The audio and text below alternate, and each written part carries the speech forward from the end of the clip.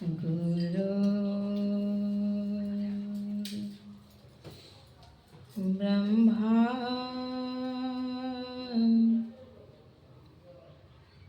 गुरु विष्णु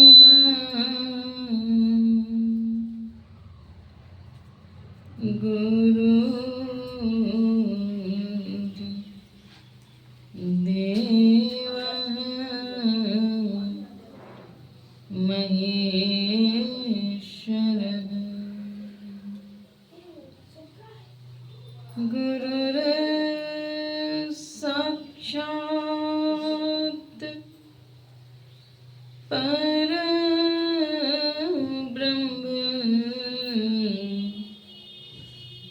तस्मै श्री गुरवे नमः।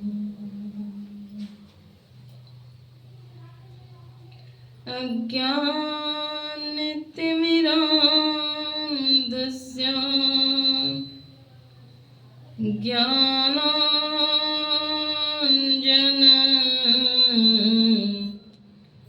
शलाक्या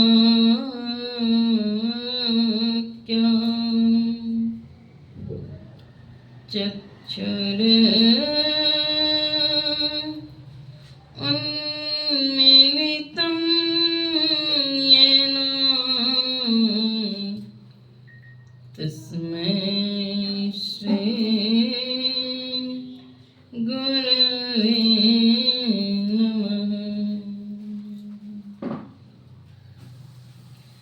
ज्ञान उदधीयरो ज्ञान घन सद्गुरु शंकर रूप नमो नमो बहुबारही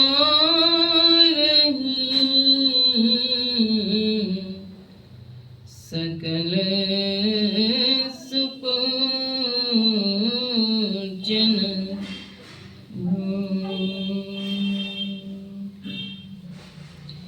धन्य धन्य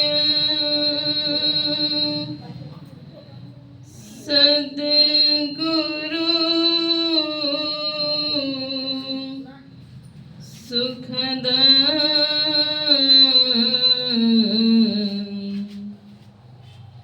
महिमा कहीं न जाए।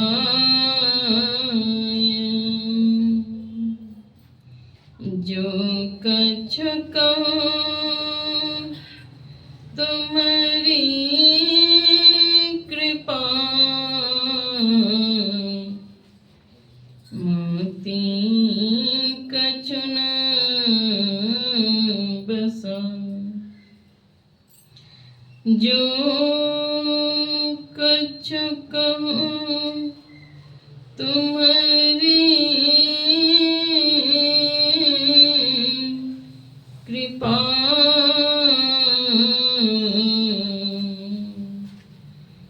मोती कछु न बसा। श्री सद्गुरु महाराज की जय। विश्व वंदनीय सतत स्मरणीय त्रैलोक पावन 20वीं शताब्दी के महान संत परम आराध्य श्री सद्गुरु महाराज जी के पावन युगल चरणों में शतकोटि वंदन। पूज्यपाद गुरुदेव महर्षि संत सेवी परमहंस जी महाराज के पावन युगल चरणों में शतकोटि वंदन। उपस्थित सत्संग प्रेमी महानुभावों, आदरणीय माताओं एवं धर्मशीला भक्तिमती बहनों, सबों का हार्दिक अभिनंदन।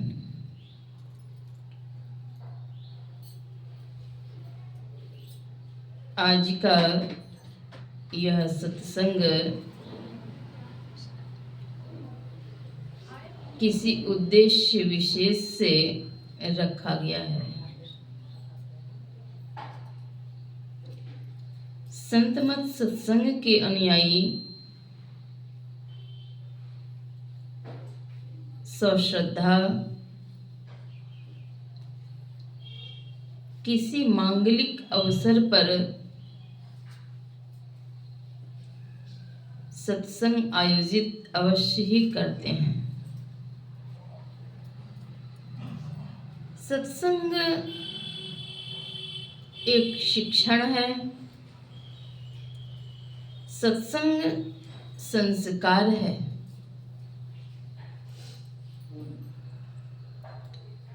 सत्संग करने से लोक परलोक दोनों कल्याणमय होता है।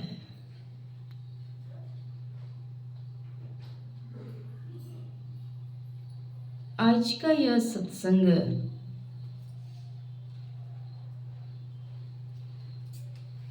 बच्चे की शादी के उपलक्ष्य पर रखा गया है। विवाह से पूर्व अपने इष्ट का स्मरण करना, इष्ट का गुणगान करना,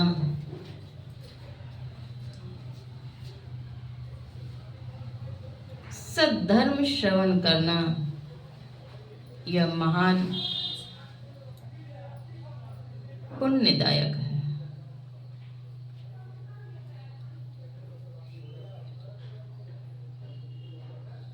जीवन में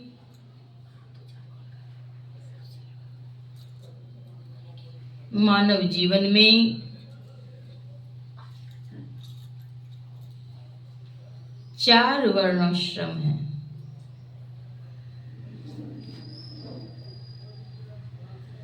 समाज शास्त्रियों ने इसे चार भागों में विभाजित किया है। ब्रह्मचर्य आश्रम, दूसरा है गृहस्थ आश्रम, तीसरा है वानप्रस्थ आश्रम और चौथा है संन्यास आश्रम।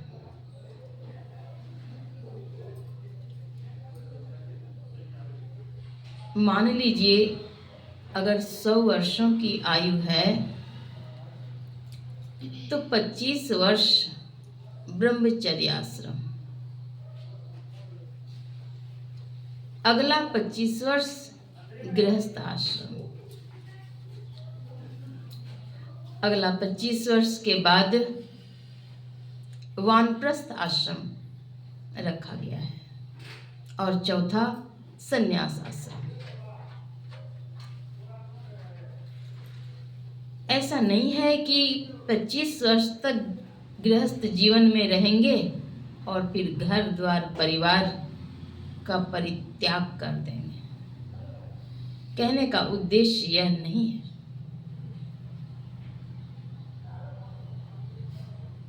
उद्देश्य यह है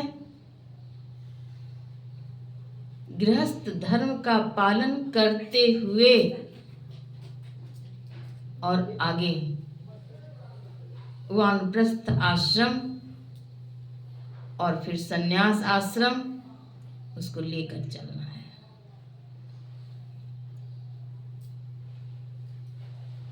पच्चीस वर्षों का जो जीवन बतलाया गया है ब्रह्मचर्य आश्रम का, वह विद्या अर्जन के लिए है। विद्या दो प्रकार की होती है, भौतिक विद्या, अभौतिक विद्या। भौतिक विद्या भौतिक सुख दे सकती है, लेकिन आत्मिक सुख, स्थायी सुख नहीं दे सकती है। भौतिक विद्या के साथ आध्यात्मिक विद्या को जोड़ना अति आवश्यक है।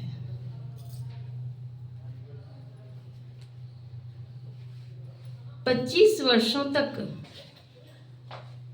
गुरुकुल में रहकर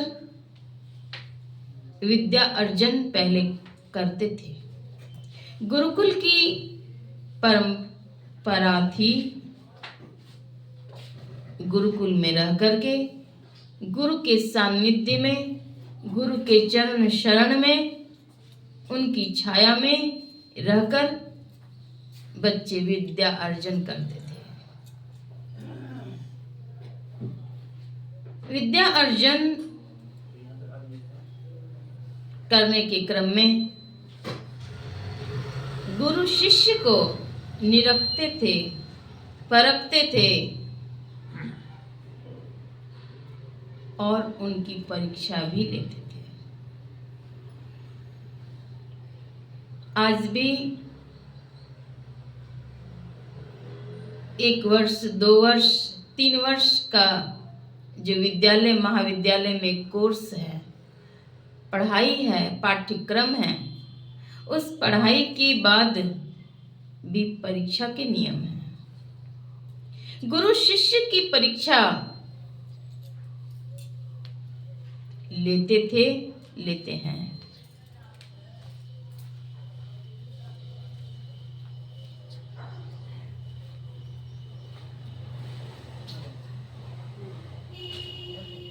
परीक्षा में ही जांच भी होती है, कितनी योग्यता किन में है। गुरुकुल में रहने वाले छात्र को गुरुजी निरखते थे, परखते थे, फिर उनकी मनोवृत्ति के अनुसार उन्हें गारहस्थ जीवन में भी प्रवेश कराते थे।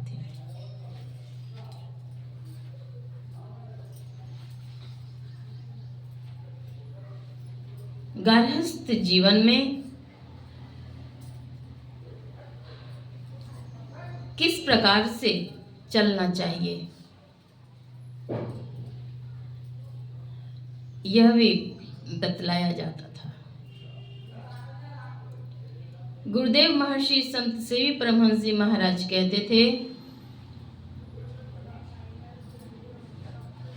बच्चे के जन्म के 25 वर्ष पूर्व से ही माता पिता को शिक्षा लेनी चाहिए।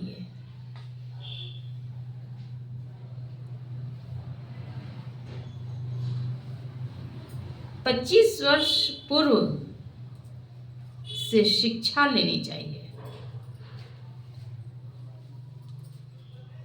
आज का यह सत्संग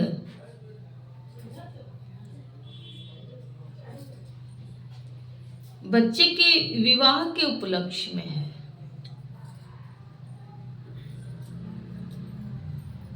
विवाह एक संस्कार है।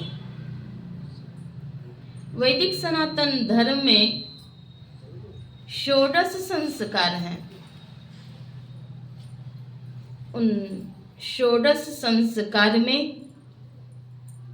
विवाह एक संस्कार है। विवाह के कई प्रकार बतलाए गए हैं। दैव विवाह, पैशाच विवाह, गांधर्व विवाह, प्रेम विवाह आदि।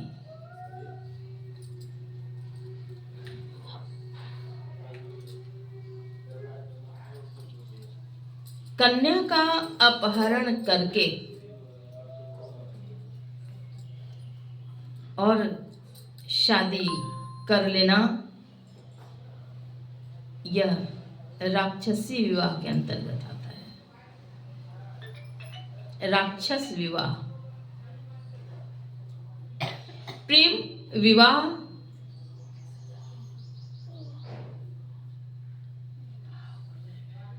लड़के ने स्वयं ही और लड़कियों ने स्वयं ही एक दूसरे से संपर्क बना करके और फिर अगर शादी कर ली तो यह प्रेम विवाह के अंतर्गत आता है। दैव विवाह वह है जो कन्या के पिता वर ढूंढते हैं और ढूंढ करके वर के पिता के साथ समझौता से, सामंजस्य से विवाह करते हैं और इसके साथ ही विधि विधान के साथ, पवित्र मंत्रोच्चार के साथ लग्न आदि को देख करके, मुहूर्त को देख करके, पंडित जी को बुला करके विधिवत जो विवाह संपन्न कराए जाते हैं वह दैव विवाह कहलाता है। दैव विवाह सभी विवाहों में श्रेष्ठ माना गया है।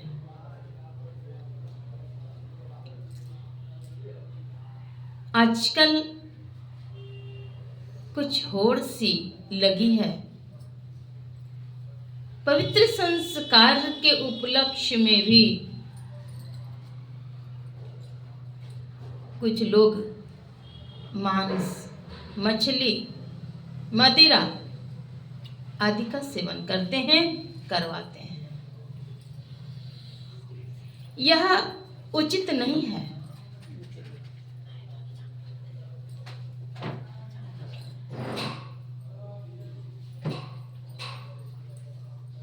समय कुछ और होते होते हो गया कुछ।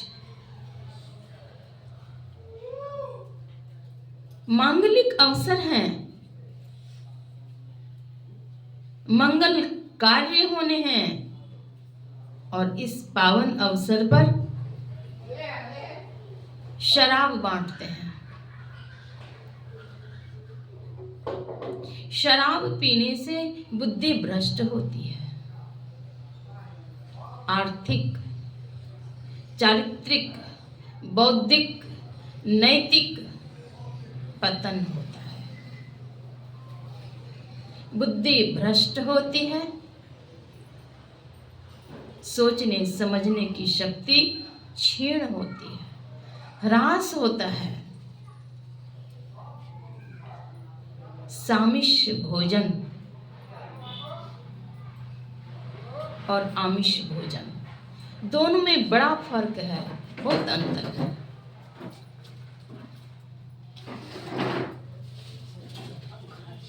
अश्लील गाने बजाते हैं, गाते हैं, शब्द में बड़ा ही गुण है, शब्द का प्रभाव पड़ता है। शब्द का प्रभाव जीवन पर अवश्य पड़ता है। हम लोग केवल प्रतिदिन दाल, भात, सब्जी, पूड़ी, रोटी, मिष्टान्न, दुग्ध, घी, घृत, जल आदि ग्रहण नहीं करते। यह तो करते ही हैं, लेकिन इसके साथ ही हम लोग प्रतिदिन विचार ग्रहण करते हैं, विचार खाते हैं। जैसा विचार रहता है उसी प्रकार के संस्कार बनते हैं। विचार सात्विक होना चाहिए, खान पान सात्विक होना चाहिए। सात्विक खान पान से तन मन भी सात्विक होता है। मैं कह रही थी कि विवाह के उपलक्ष्य पर लोग बहुत व्यर्थ भी खर्च करते हैं और व्यर्थ खर्च करके जो ग्रहण योग्य पदार्थ नहीं हैं, फैशन की दौड़ में वही शुरू करते हैं। कहीं पर भी धर्म ग्रंथों में पावन उत्सव के अवसर पर ऐसे घृणित कार्य करने के लिए नहीं कहा गया है। सदैव मांस, मछली, मदिरा आदि की मनाही है। कई जगहों पर ऐसा भी देखा जाता है कि मांस, मछली आदि नहीं ग्रहण करते हैं, लेकिन क्या कहेंगे, ये क्वालिटी वाली शराब है। वह क्वालिटी क्या होगी? क्वालिटी तो शराब ही क्वालिटी है। उससे बुद्धि भ्रष्ट होगी, हानि होगी। विवाह के मांगलिक अवसर पर ऐसा करना उचित नहीं है। दैव विवाह को सर्वोत्तम माना गया है।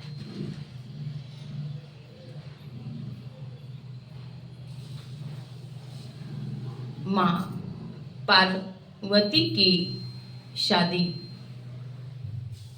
जब हो रही थी, बारात लगी हुई थी। मां पार्वती की माताजी जब परछन के लिए जाती हैं, देखती हैं दुल्हा तो बाघंबर में है।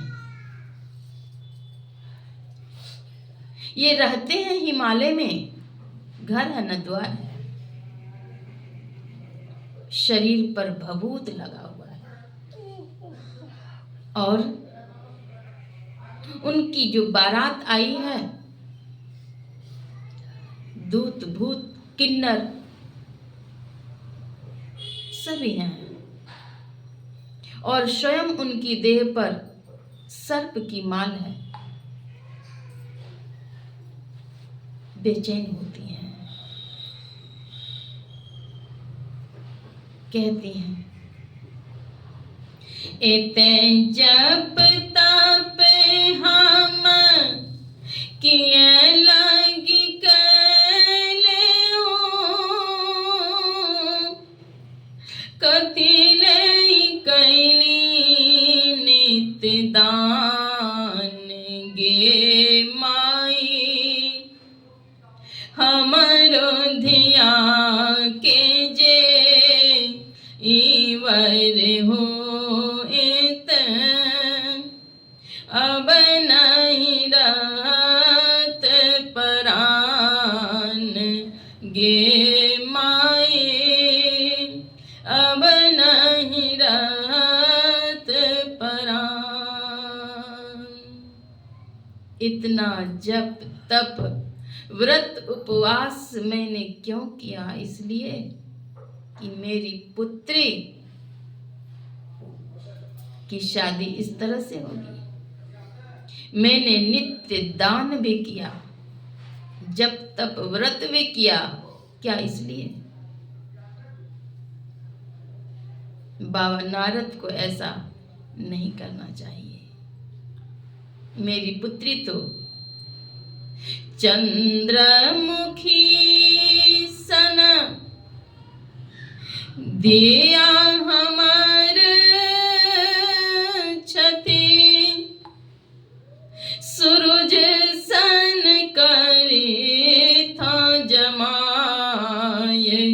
गे माए सूरज सन करे था जमाई। हमारी पुत्री तो चंद्रमा के समान सुंदरी है, मैं तो सूर्य के समान दामाद को लाती, लेकिन ये क्या हो गया। बाबा नारद को उपालंब देती हैं, कहती हैं सब कोई बैरी हो गया। एक बैरी भैला वेद विधाता, दोसर धिया के बाप गे माई, तीसर बैरी भेला नारद बाभन, जे बूढ़ आनल जमाय गे माई, जे बूढ़ आनल जमाई। एक तो बैरी अर्थात दुश्मन हो गए विधाता, और दूसरा दुश्मन धिया अर्थात पुत्री के पिता, और तीसरा नारद ब्राह्मण, जिन्होंने कि ऐसा बूढ़ा जमाई खोज करके ला दिया है।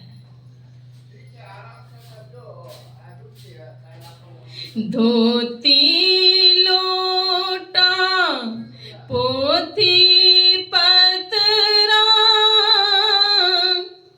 से होले बिन बाय गे माई, जो किछ बजता नारद बाभन, दाढ़ी धये घिसियाब गे माई, जो किछ बजता नारद बाभन। उनकी धोती लोटा पोथी पतरा सब कुछ उनका छिनवा लूंगी, और अगर वे कुछ बोलेंगे तो उनकी दाढ़ी पकड़ करके भी घिसिया दूंगी। ऐसा क्यों किया उन्होंने? माता के मन में दुख होता है। पार्वती जी कहती हैं कि हे शिव जी, आप अपना रूप दिखलाइए, जिससे कि मेरी माँ के अंदर में थोड़ा संतोष भी हो।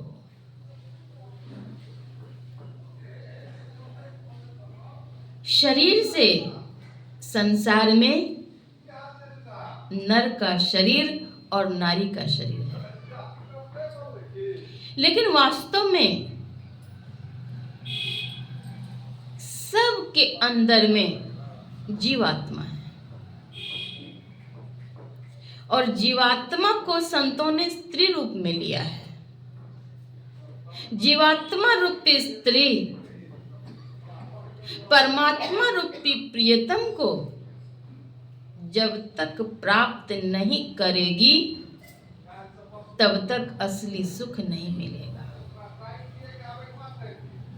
जीवात्मा रूपी स्त्री परमात्मा रूपी प्रियतम से मिलने के लिए आतुर है। अविनाशी दुल्हा कब मिली हाँ, भक्तन के रक्षपाल।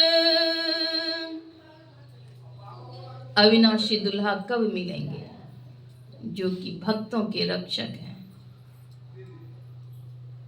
अविनाशी दुल्हा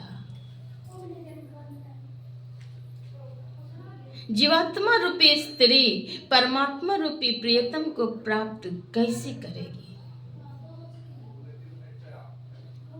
और जब तक परमात्मा रूपी पति को वर्ण जीवात्मा रूपी स्त्री नहीं करेगी, तब तक असार संसार में 84 लाख प्रकार की योनियों में जीव भ्रमण करता रहेगा और सुख की प्राप्ति नहीं होगी, दुखों में रहेंगे। कई प्रकार के दुख, दैहिक, दैविक, भौतिक।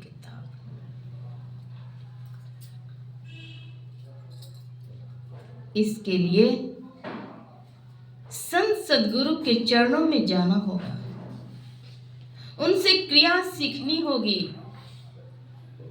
और क्रिया सीख करके तदनुकूल साधना करनी पड़ेगी। अभी तो चुनरी में दाग लग गए हैं, मोरी चुनरी में लगी गयो दाग पिया, यह चुनरी मेरे मैं कैसे आई, ससुर में मनवा खोए दिया,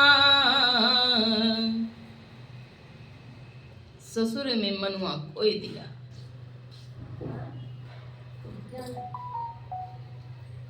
दुल्हन अंगिया काहे न दुबाई, बालपने की मैली अंगिया, विषय दाग पड़ जाई, बिन धोए पिया रिझत नाही, सेजस देत गिराई, दुल्हन अंगिया काहे न धुबाई। दुल्हन अंगिया को साफ क्यों नहीं किया, धुलाया क्यों नहीं? मैल चढ़ गया है। गुरु के नगरिया कैसे जइबै हो राम, चुंदरिया मोरी मैली हो गई हो राम। कैसे जाएंगे, चुंदरी तो मैली हो गई। उसके लिए कौन सा सोडा चाहिए, सर्फ चाहिए। सुमिरन ध्यान के साबुन करिले, सत्य नाम दरियाई। सुमिरन ध्यान का साबुन लेंगे तब वह साफ होगा। मैल चढ़ा हुआ है, जन्मों के मैल, कितनी योनियां में हम लोग भटके हैं। युग युगान ते अहूं पड़े दुखन में, युग युगान से भ्रमण किए हैं अनेक योनियों में।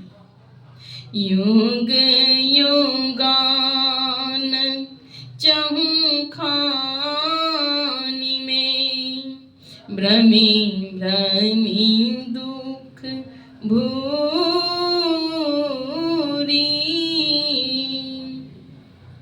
भ्रमण करते हुए दुखों को भोगा है।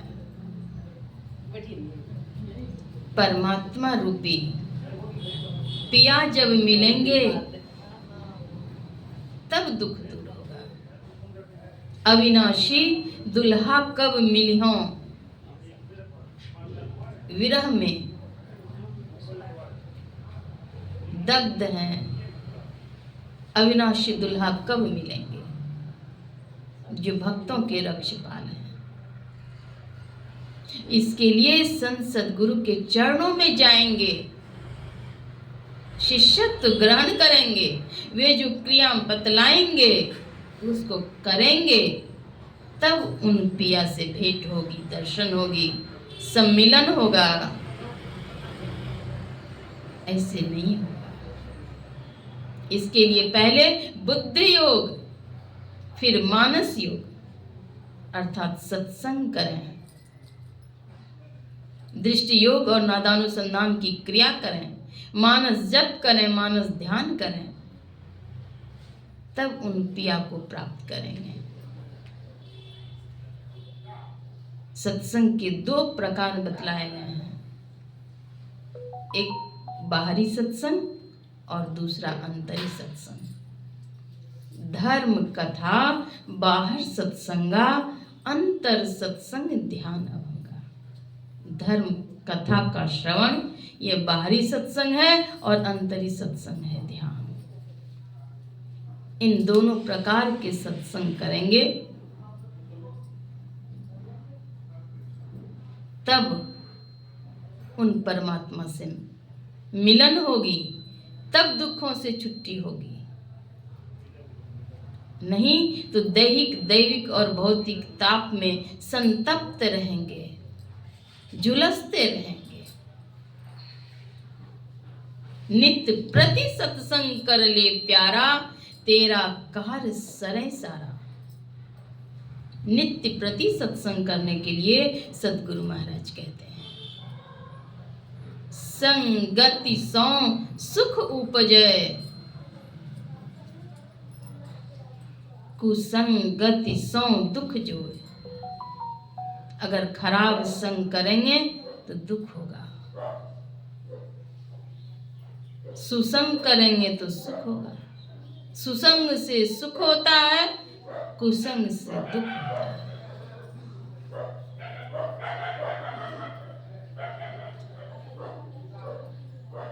संत कीनाराम स्वामी कहते हैं, मदिया मैं पियबों बनाई, मैं कलवारी मरवाना।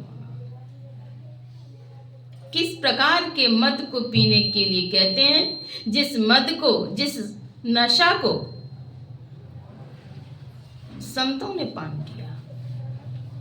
यह मद पीले सुर नर माते, संत भये मत वाले। पियत पियत मन मगन भयो है, पियते प्रेम पियाले, मैं कल वारिन होई मौना।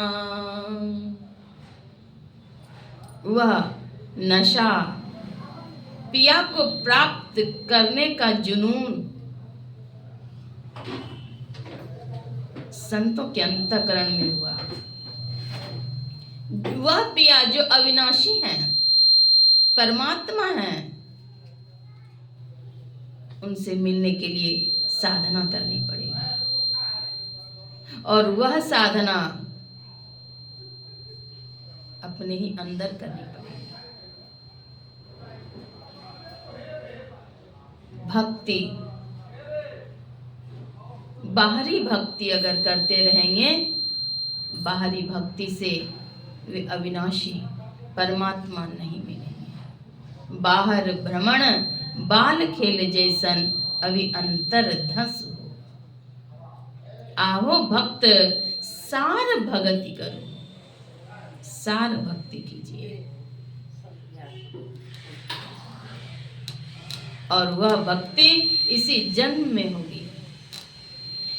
चेद वेदी दथ सत्य मस्ती, नाचे दियावे दिन महती विनष्टि। भूतेषु भूतेषु विचित्य धीरा, प्रीत्यास्मा लोकाद् मृता भवन्ति। यदि इस जन्म में ब्रह्म को जान लिया तब तो ठीक है, यदि नहीं जाना तब तो बड़ी भारी हानि है।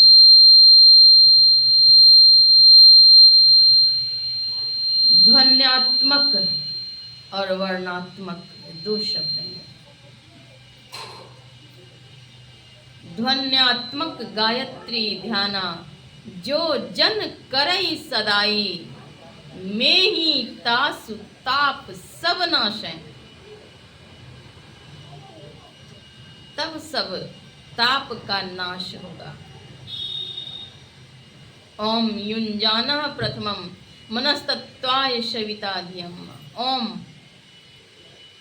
सृष्टि के आदि काल से ओम था, ओम है। अंगुलियां कपती है, इसमें भी ओम का उच्चारण होता है, लेकिन हमारे कर्णपुट में वैसी शक्ति नहीं है, हम श्रवण नहीं कर सकते। उस अंतर्नाद को पाने के लिए नादानुसंधान की साधना करनी पड़ेगी, तब वह सुन सकेंगे।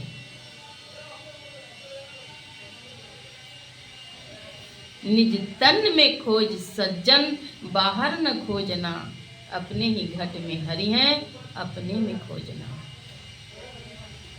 काहे रे वन खोजन जाई, सरब निवासी, सदा अलेपा, तो ही संग समाई। वह परमात्मा अंग संग है, लेकिन अंग संग रहने के बाद भी प्रकट में नहीं है। वे प्रकट में कैसे आएंगे?